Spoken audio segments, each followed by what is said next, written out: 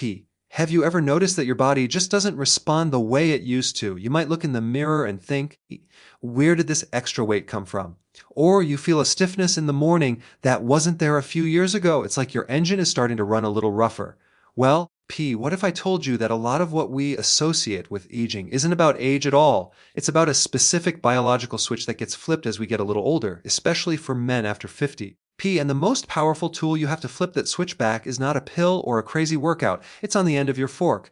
Let's talk about what's really happening. For years, you could probably eat whatever you wanted and your body would handle it. But then something shifts. The number one challenge men face after 50 is something called insulin resistance. Think of your cells as having little doors. The hormone insulin is the key that unlocks these doors to let energy or glucose inside. But after decades of eating too many sugars and refined carbs, those locks get gummed up.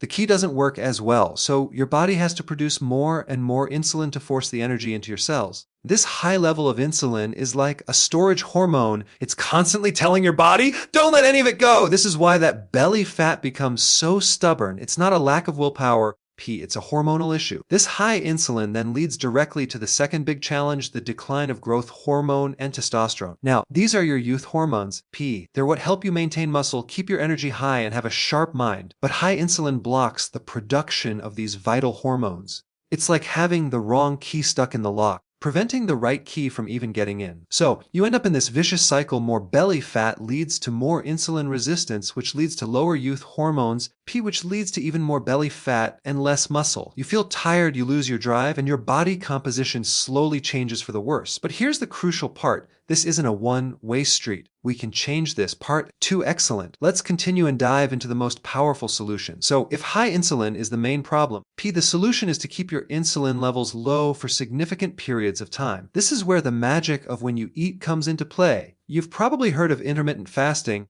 but let me explain exactly why it's so crucial for a younger body. It's not a diet, it's an eating pattern. The goal is to give your body a long break from food. P, specifically from the constant drip feeding of insulin. When you stop eating for, say, 16 to 18 hours, your insulin levels finally have a chance to drop down to a very low baseline level. P, this is the metabolic switch we need to flip. When insulin is low, your body can finally start tapping into your stored fat for fuel. But it does something even more powerful. Low insulin acts as a signal, P, telling your body it's safe to start doing repairs and to release those youth hormones we talked about. Think of the fed state when you're eating frequently as the body's storage and maintenance mode.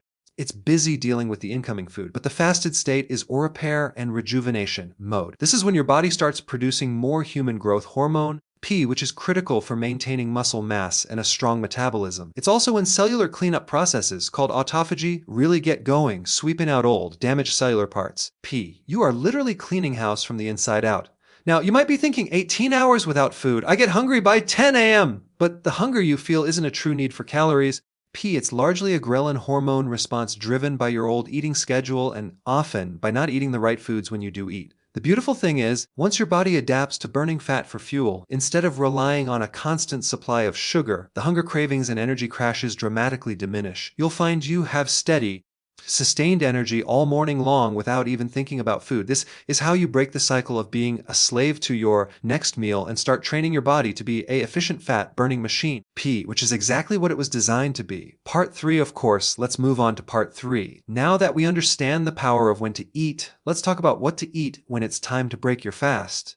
This is not about counting calories. In fact, I want you to stop counting calories. It's a completely outdated and ineffective model for what we're trying to achieve. Instead, we need to focus on the hormonal impact of your food. Every time you eat, you're sending a hormonal message to your body. Our goal is to send the message that says, build muscle, burn fat, P, and repair tissue. So what does that plate look like? The foundation of your meal should be high quality protein and healthy fats. Let's start with protein. Aim for around 7 to 8 ounces of a clean protein source. This could be eggs, salmon, beef, chicken, or organ meats like liver, which are absolute powerhouses of nutrients. P. Protein is essential because it provides the raw building blocks, the amino acids that your body needs to repair all of your tissues, build muscle, and support your immune system. Remember, we're trying to counter that muscle loss, and protein is non-negotiable for that. Next, you need a good amount of healthy fats. This is your primary fuel source. We're talking about avocados, olive oil, butter from grass-fed cows, and even the fat that comes with your steak. Don't be afraid of natural fats. For decades, we were told to avoid fat, but that advice was a disaster. Healthy fats are crucial for your brain, your nerves, and for absorbing fat-soluble vitamins like A, D, and K. They also keep you feeling full and satisfied for hours. P, which is key to making this way of eating sustainable. When you combine adequate protein with sufficient healthy fats, you create a meal that provides steady, long-lasting energy without spiking your insulin. You're feeding your body without triggering that fat storage signal. Part 4, absolutely. Here is part 4 of the script. Now, let's address the elephant in the room, vegetables. I know a lot of health advice starts with eat more vegetables, and that's good, but we need to be strategic. P, you don't need a giant plate of carbohydrates disguised as vegetables. What you need are the right kinds of vegetables and the right amount to get a massive boost of nutrients without kicking you out of your fat-burning state. I'm talking about above-ground, non-starchy vegetables. Think leafy greens like spinach and kale, broccoli, cauliflower, zucchini, asparagus, and Brussels sprouts. These are your power players. They are packed with potassium, magnesium, fiber, P, and a whole host of phytonutrients that act as powerful antioxidants in the body. This is critical for reducing inflammation, which is another major driver of aging. But here's the key. You want to consume the majority of these vegetables with your main meal. I recommend a large salad with your protein and fat. P. The fiber in these vegetables is fantastic because it slows down the absorption of any sugars, even the minimal ones from the vegetables, which helps keep your insulin response nice and low. It also feeds the good bacteria in your gut, which we now know is directly connected to everything from your immune system to your mood. What you want to seriously limit and ideally avoid completely are the high starch and high sugar foods. This means saying no to bread, pasta, rice, potatoes, cereals, and of course anything with added sugar like soda, desserts, and sweetened juices.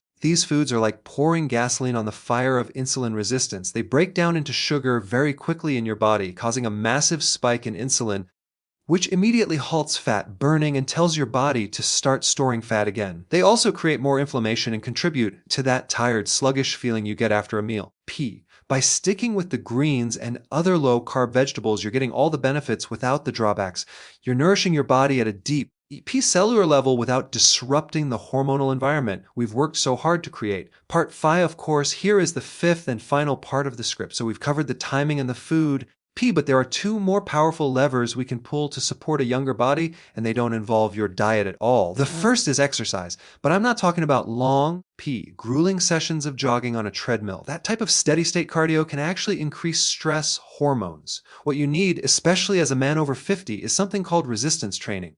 This means lifting weights, using resistance bands, or doing bodyweight exercises like push-ups and squats. The goal is to challenge your muscles. Why is this so critical? Remember, we're fighting the loss of muscle mass, which is a primary driver of a slowing metabolism. When you engage in resistance training, you're creating microscopic tears in the muscle fibers. P. This might sound bad, but it's actually a powerful signal for your body to go into repair and growth mode. It tells your body, we need this muscle. P. Stop breaking it down and start building it up. This process directly counteracts the muscle, wasting effects of low growth hormone and testosterone. It makes your body more sensitive to insulin. P, helping to reverse that insulin resistance we talked about. Even just 20 to 30 minutes, 2 to 3 times a week, can make a dramatic difference in your body composition and your overall vitality. P, the second lever, is perhaps the most underestimated: sleep. When you don't get enough quality deep sleep, several things happen that accelerate aging. Your cortisol, that primary stress hormone, stays elevated. High cortisol directly promotes belly fat storage and breaks down muscle tissue. It also crushes your growth hormone production, which is primarily released during deep sleep. If you're not sleeping well, you're missing out on your body's prime time for repair and hormonal renewal. So prioritize sleep as if your health depends on it, because it does. Create a dark, cool room.